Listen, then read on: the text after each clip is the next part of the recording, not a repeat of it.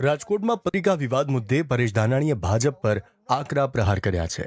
ધાનાણીએ કહ્યું કે પાટીદાર અને ક્ષત્રિયો વચ્ચે વર્ગ વિગ્રહમાં સફળતા ન મળતા ભાજપે લેવા કડવા વચ્ચે ફૂટ પાડવાનું ષડયંત્ર રચ્યું છે. મોરબી તાલુકાના ચૂંટણી પ્રવાસ દરમિયાન મને જે પાટીદારો સહિત 18 વર્ણે પ્રચંડ સમર્થન આપ્યું, એનાથી ભારતીય જનતા પાર્ટી ભડકી અને હાર સ્વીકારી લીધી હોય ત્યારે લોકોનું ધ્યાન ભ્રમિત કરવા માટે આવી ખોટી ફરિયાદો દાખલ કરાવી હોય એવું મને લાગી. વાયરલ થયેલી જાગો લેઉવા પટેલો જાગોવાળી પત્રિકામાં રાજકોટ લેઉવા પટેલોની પરંપરાગત સીટ હતી, તો તે છીનવવાનો ભાજપે શું કામ પ્રયાસ કર્યો? હાલના ઉમેદવાર લેઉવા પટેલના કટ્ટર વિરોધી છે. ભાજપના હાલના ઉમેદવારે એટલે કે રૂપાલાએ લેઉવા પટેલને ગોધરિયા કીધા હતા.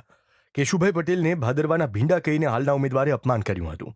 2015 પાટીદાર અનામત આંદોલનમાં આ જ સરકારે પોલીસને સૂચના આપી પાટીદાર દીકરીઓને ઘરમાં જઈ મારવામાં આવી અને સૌથી વધુ ભોગ લેવા પટેલ સમાજ બન્યો.